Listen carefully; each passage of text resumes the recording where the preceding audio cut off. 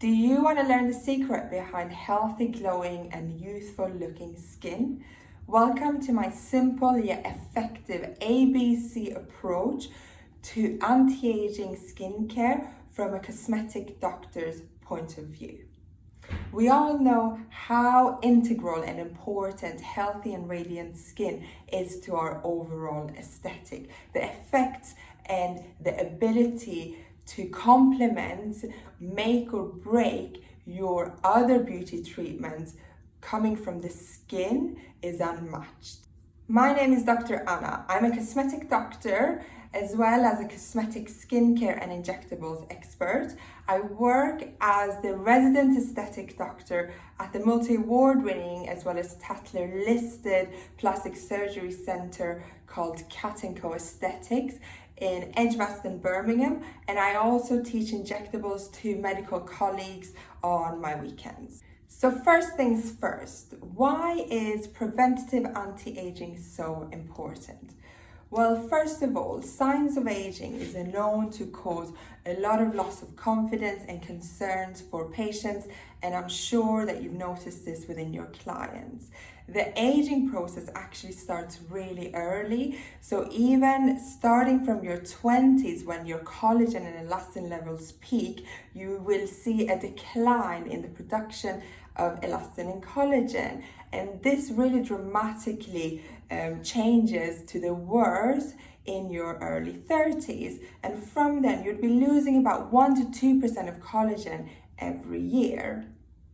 Most importantly, prevention is always better than cure. So we want to start early. As soon as you start noticing those early signs of aging, it might be fine lines or scattered pigmentation, whatever it might be, prevention is better than cure. So we want to start with the preventative anti-aging skincare, really maybe from our mid to late 20s or early 30s, depending on the patient. Medical skincare that we offer in clinic can often be prescription grade, but generally it needs to be very bespoke. This, however, is a good basic general anti-aging regime which will benefit most skin types and will be very effective for you to be able to recommend to your clients, but also be able to benefit from yourself.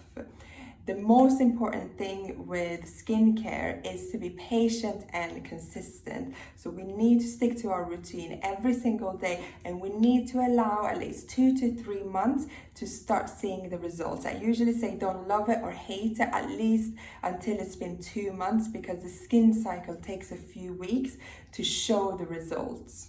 So let's start with my ABC approach to anti-aging skincare so that we can love the skin we're in. Starting off with A. A stands for vitamin A, which is another name for retinoids. You might have heard of the most commonly used active ingredient in this family, which is retinol. And this has become more and more trendy over the last few years. The benefits of retinols are so widespread, which is why it's such a popular anti-aging product. I think of it as the hero of anti-aging. It will do the bulk of the job of repairing your UV damage, and we'll talk about that in a little bit later on. So what does retinols or retinoids do? So vitamin A derivatives, I think of them as the fuel to the factory where all of the new skin cells are produced. So in the bottomest layer of your skin, you produce new and fresh layers of skin that don't have any signs of aging or UV damage. Vitamin A or retinol is like the fuel or the nutrition that boosts this speed of how quickly you're going to produce new fresh layers of skin. So you're more quickly going to get rid of the old layer and produce new fresh layers. Because we are getting rid of the old layers, it's common to see some initial reactions with retinols, which is nothing to worry about. It just means that you might need a bit of advice, or you might need to alter and slow down your regime. Once you get used to a certain strength, the reactions will settle. It is really worthwhile. The type of reaction I'm talking about is commonly dryness, peeling and flaking. Think of it as the old skin falling off. So it's almost like you're detoxing your skin, and underneath is going to be fresh, healthy layers of skin. Apart from rejuvenating your skin, there are loads of other benefits from retinols. Things like normalizing your oil control, improving your pigmentation, the texture, shrinking or making your pores look smaller, just generally radiance and skin tone benefits. In terms of which retinol to start off with, you need to work your way up the ladder. So it will get more and more potent as you're getting used to each product. And the way that vitamin A ingredients work is that they are a family of products, and there's a conversion chart of each step that the cream or the active ingredient needs to get converted into the active molecule, which is retinoic acid in your skin. Your skin is only able to actually absorb the form retinoic acid, and depending on how far away in the conversion cycle the serum that you're using is, it makes it more or less gentle. So for example, if you were to start off with a serum that contains a retinol ester, which is far away from the final product, it means that it needs to go through more conversion steps, and therefore it is more gentle. It would be a good starting point to start off with a retinol ester or a retinol, so that you can get used to this formulation before you step up the potency later in life, maybe when you've got more skin concerns or when you're getting more loss of collagen. Fortunately, high street products are usually the more gentle version, so they're a good option to get used to and start using the vitamin A ladder. Most commonly, the dosage or the strength that someone might start out with would be anywhere from 0.2 to 1%. The percentages aren't entirely equivalent between brands, because it does also have to do with the formulation and the size of the molecule in terms of how strong or potent the serum is going to be. But if you start off somewhere around the 0.5% retinol on the high street, you won't be too far off. More importantly, we need to establish a weekly schedule where you're going to be titrating and increasing the frequency as you get used to the retinol. So this is very important. You never want to recommend to anyone to start using a retinol every single day. So first of all, retinols are to be used at night. If you're using a retinol, you must always use an SPF, and we'll get to this point later. But the last thing that you want to do is go and put retinols on and then undo all of that hard work by damaging the fresh skin with UV damage. So you must use an SPF when you're on a retinol. The easiest general way to get started is to apply a weekly schedule that goes something similar to this. So you might start off using your retinol or retinoid at night once a week for a week.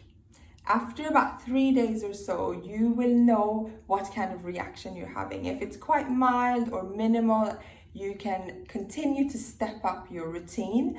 If you're getting more of a reaction, you can hold off and stay at that frequency for a little bit longer before you step up. So once you've done once a week for a week, you can step up to using it twice a week for 2 weeks, spread out the days.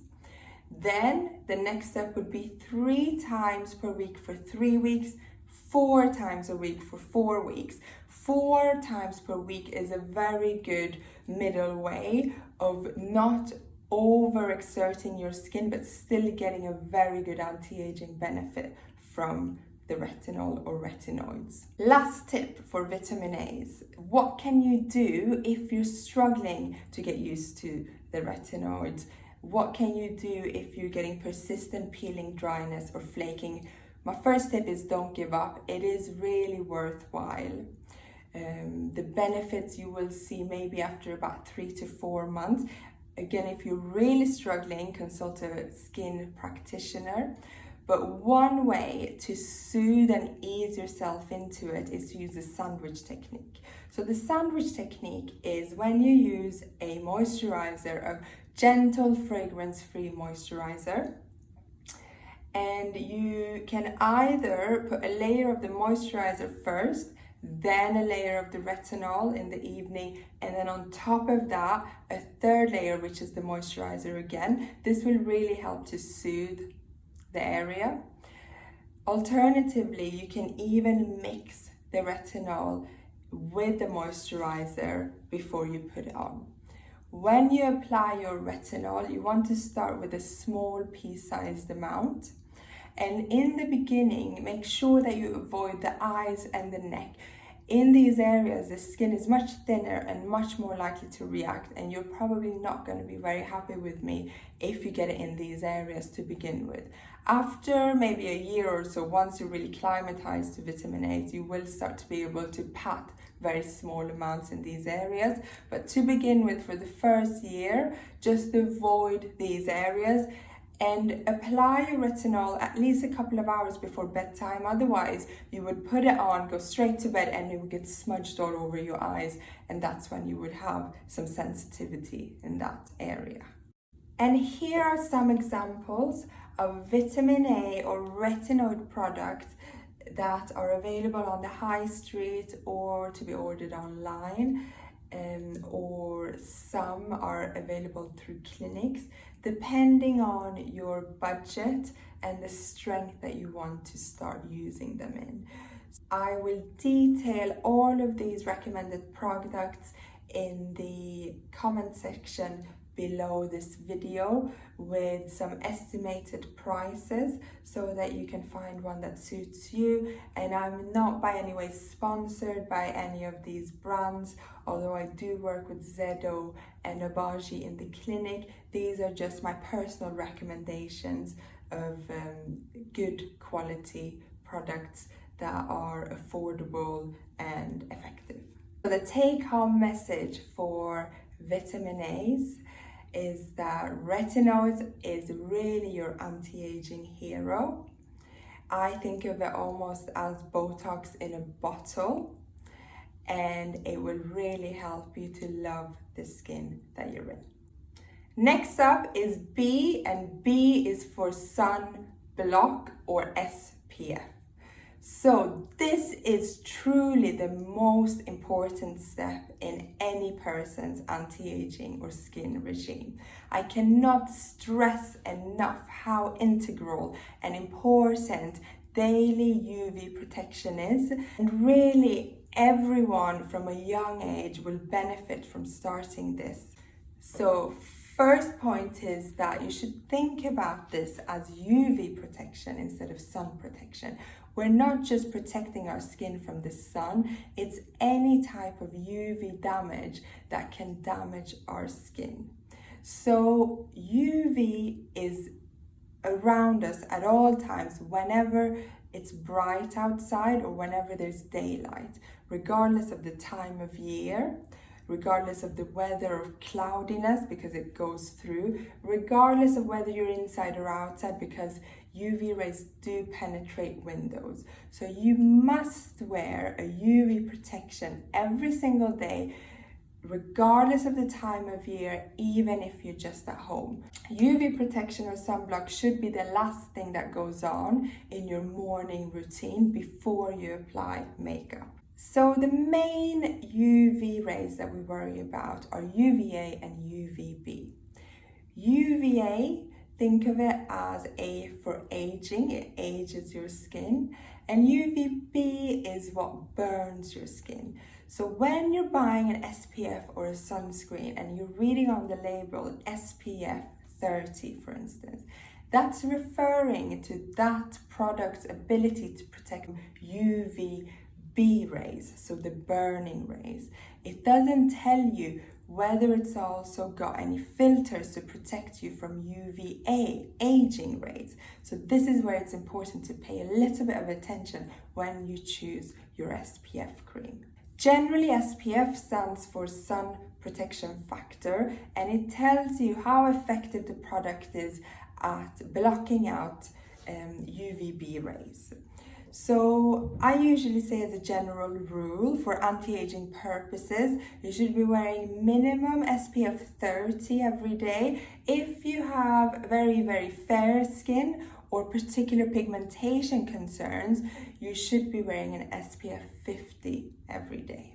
A side note is that a lot of clients and patients believe that if their makeup product, or for example moisturizer product, says that it also includes SPF, that means that they are covered from UV damage. This is actually a myth that we need to bust. So any product that happens to also contain some SPF, we don't count it towards proper protection. It's because that SPF is so diluted that it doesn't actually provide as much protection as you would need. So I say disregard that. You must use an SPF layer that's a dedicated, a separate product that goes on top of any moisturizer. The way to think about SPF is that an SPF 30 would protect you from burning in the sun 30 times longer than you would have burned if you were wearing no sun cream. So the SPF number, for example, number 30 would block out 96% of UVB rays, and SPF 50 would block out 98% of UVB rays. So actually even SPF 30 does give you a good cover, especially if you haven't got any particular concern. So now, how do we make sure that the SPF that we choose is not just only going to protect us from UVB burning rays, but also protect us from UVA aging rays? So this is when you have to just check on the product. If the product states that it's a broad spectrum SPF, the broad spectrum part means that UVA and UVB is included, so that's great news. Some products also will rate their UVA protection with a scoring system called the PA+ system.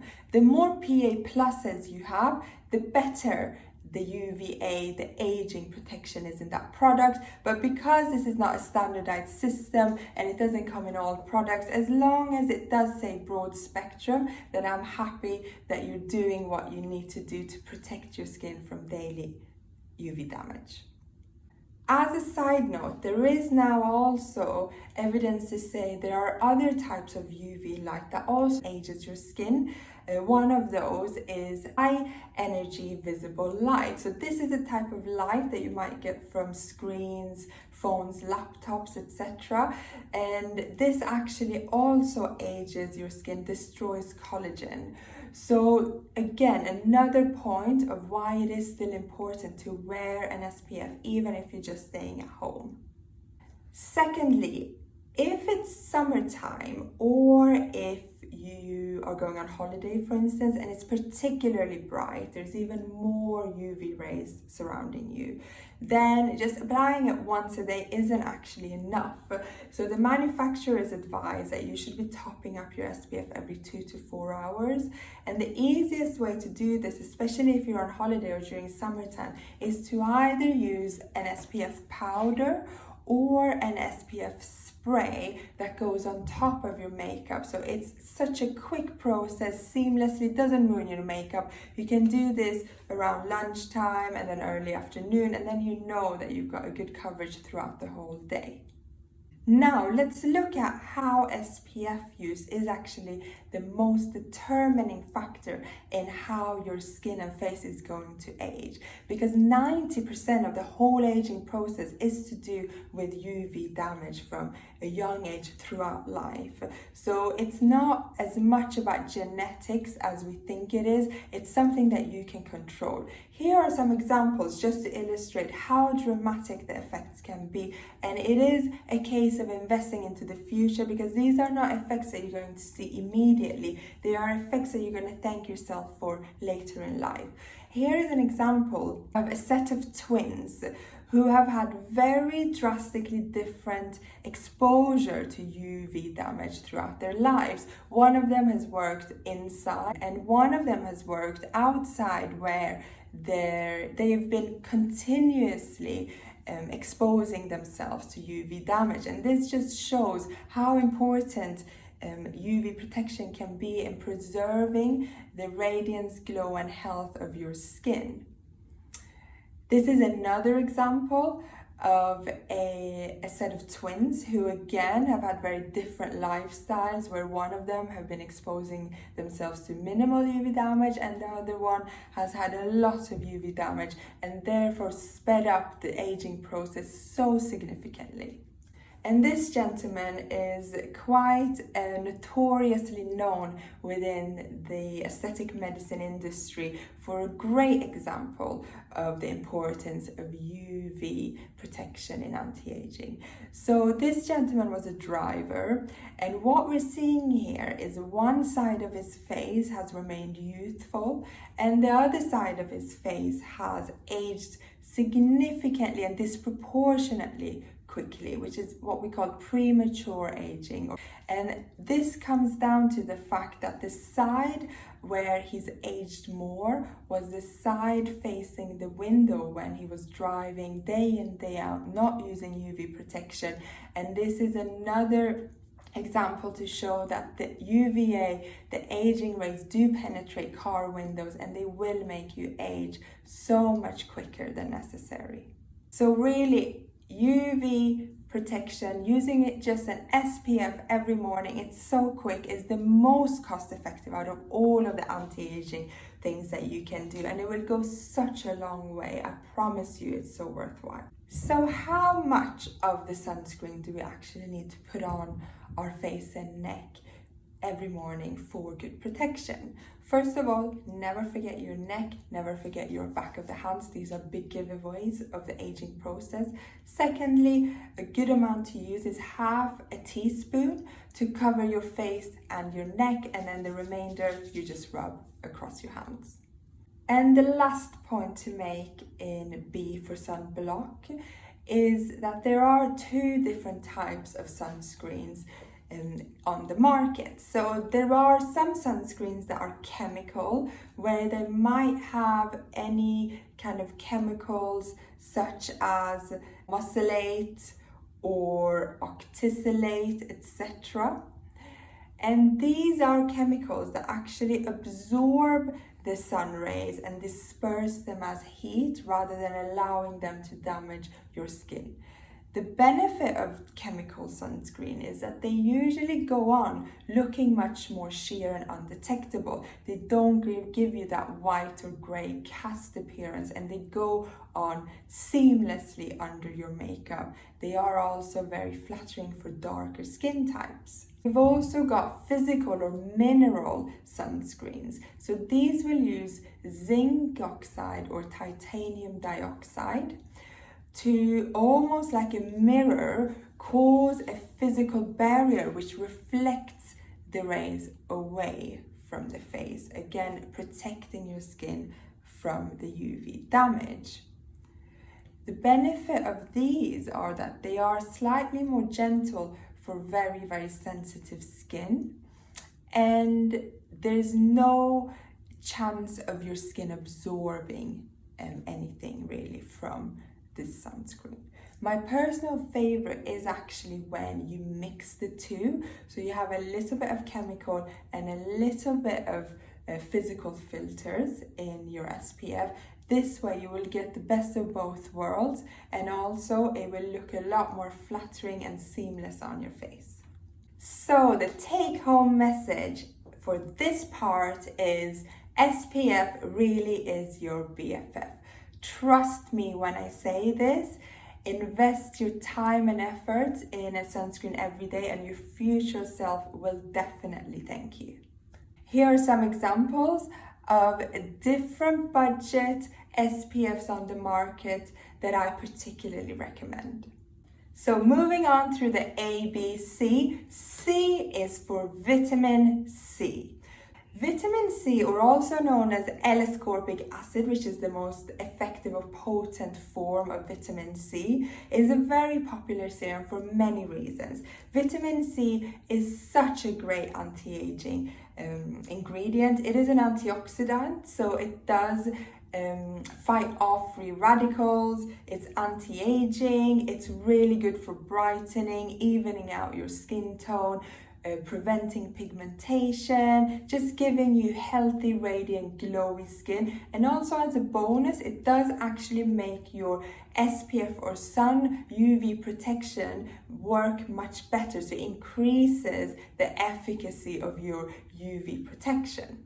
The downside with vitamin C serums is that the molecule is inherently unstable, and it's difficult to find a formulation where it is actually stable enough to last in a serum, and also it does a good job at being absorbed through the skin into where it needs to go. This is why you will find vitamin C serums come in different sort of bases or solutions, and these are called vehicles. So these are different solutions or ingredients that make the vitamin C more stable, so it will last longer, more easier to absorb, or even potentially more effective.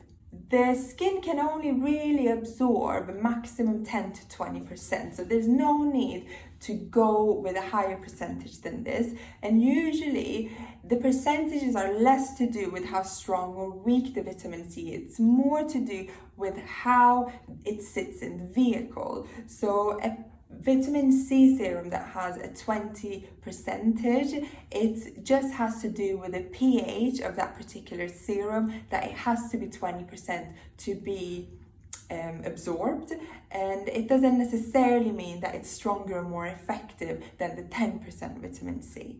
The type of vehicles or combinations that I recommend is to look out for any vitamin C or L-ascorbic acid serums that also happen to contain ferulic acid, vitamin E, or hyaluronic acid, because these actually help to synergistically improve the absorption and efficacy of the vitamin C in the serum. If the vitamin C was to be applied on its own, it would be very unstable. This brings me to another point. So when you're using a vitamin C serum, you want to make sure that you use it in the morning only, and it needs to be the first thing that goes on after you've cleansed or potentially toned.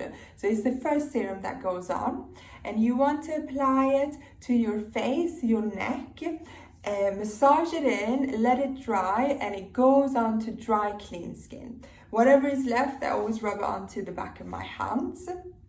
And the very important thing now is that you must close the lid of your vitamin C serum very, very quickly, because any oxygen that sips through it actually oxidizes the molecule, and it basically destroys it. It makes it ineffective.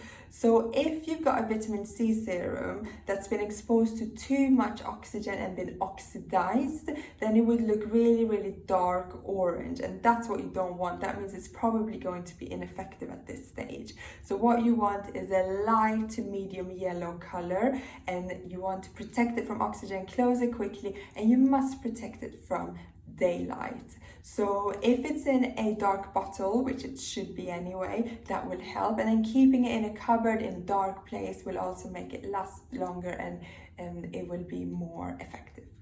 So vitamin C is really that show-stopping ingredient that gives you glowing, radiant, healthy skin. It's that compliment getter type of skin. It's great for anti-aging, skin health, radiance, and glow. It will make your makeup and your other beauty treatments look so much more striking. So my take-home message is that vitamin C is your radiance key, and glowing skin is always in. That's why it's so worthwhile. So that sums up my ABC approach to a simple anti-aging regime. How about the rest? So there are other notes to make that are a little bit more optional. I've got a few top tips to finish off with. So first of all, cleansing your skin twice a day, that really goes without saying. If you're wearing a lot of makeup, if you're congested and oily, you can double cleanse in the evening. Please never use makeup wipes, because really these are terrible for your skin. So toning, is it an essential? To be honest, you don't have to tone. The reason that you would want to tone is if you've got the time and the funds, then it is beneficial because it improves how easily and readily your skin is able to absorb your other anti-aging serums that go on top. Or if you want to use this step to promote exfoliation. So a lot of toners now are actually chemical exfoliants, where you will be able to implement alpha hydroxy acids such as glycolic acid for aged or dry, rough skin types, or beta hydroxy acids, which are salicylic acid for acne prone and oily skin types. So this again is an optional. If you are going to incorporate chemical exfoliants, please do so with caution, especially if you're combining these with retinoids, because your reactions may be a little bit worse because of using them together. And I would limit this to about, the chemical exfoliant use to about 2 to 3 times a week. And there's of course loads of other antioxidants out there on the market. They do have their own benefits. One particularly trendy one at the moment is niacinamide. Again, I wouldn't worry about it at this stage, as long as you get your basis right and you get your ABC approach right. Those are just added extra add-ons that could be added in, but really, in my opinion, simplicity is really the key. Less is more when it comes to skincare, because the skincare is only as good as how consistently you're able to actually keep up with it. If you don't have the funds, or if you don't have the time to actually commit to this twice a day, there's no point adding extra things on. Just try and get the simple things right. So this ABC approach, it is generalized, but it is really so simple yet effective and comprehensive, and it is really the only thing you need in your sort of 20s, 30s and early 40s for anti-aging. The last common question is, do I need a moisturizer? So everyone doesn't necessarily need to use a moisturizer unless they've actually got dry or dehydrated skin. I personally don't tend to use one because I don't need to. I've got oily skin. But if you've got dehydrated skin, by all means, add in a moisturizer. And a good time to do this is in the evening, in and around your retinoid, as part of the sandwich technique. If you're going to use a moisturizer, I would recommend using a non-comedogenic oil-free moisturizer with ceramides, and you can apply this on damp skin or on top of serums. It should be the last step that goes on in the evening. Of course, if you have more serious or stubborn, challenging skin concerns that get you down, do consult a skin practitioner. Examples of this might be acne, breakout, hyperpigmentation, rosacea. There are so many more specialized regimes that we can utilize. And don't forget about the importance of lifestyle in skincare. Although the aging process comes down mostly about 90% down to UV damage, our lifestyle, what we eat, drink, if we smoke or not, it does really affect our skin health. So don't forget about this part. The way I like to think of it is that things that you do on a daily basis are going to play a much more important role in your skin health than things that you do once in a while. So again, lifestyle is important. Getting your daily skincare regime is key. And more so than getting the odd facial or treatment every once in a while, every few months, I would focus your funds and your efforts into getting your daily skincare regime right. And remember, you're doing this as an investment or a skin investment.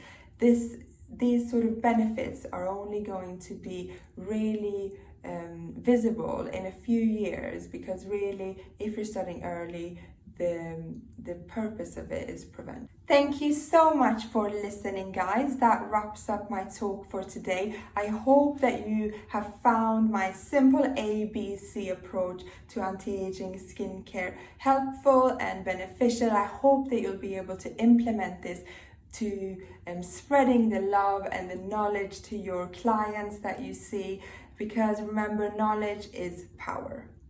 Follow me on Instagram for more daily skincare and beauty tips. And don't hesitate to comment here or send me any DMs on Instagram for any questions that you might have. Take care, stay safe, and remember, guys, the best wrinkle is the one that never happened. And just in case I haven't mentioned it enough times already, I'm just going to leave you with this one last message. Bye. Ladies and gentlemen of the class of '97, wear sunscreen. If I could offer you only one tip for the future, sunscreen would be it. The long-term benefits of sunscreen have been proved by scientists, whereas the rest of my advice has no basis more reliable than my own meandering experience. I will dispense this advice now. Enjoy the power and beauty of your youth. Oh, never mind. You will not understand the power and beauty of your youth until they've faded. But trust me, in 20 years, you'll look back at photos of yourself and recall in a way you can't grasp now how much possibility lay before you and how fabulous you really looked. You are not as fat as you imagine. Don't worry about the future, or worry, but know that worrying is as effective as trying to solve an algebra equation by chewing bubblegum. The real troubles in your life are apt to be things that never crossed your worried mind, the kind that blindsides you at 4 p.m. on some idle Tuesday. Do one thing every day that scares you.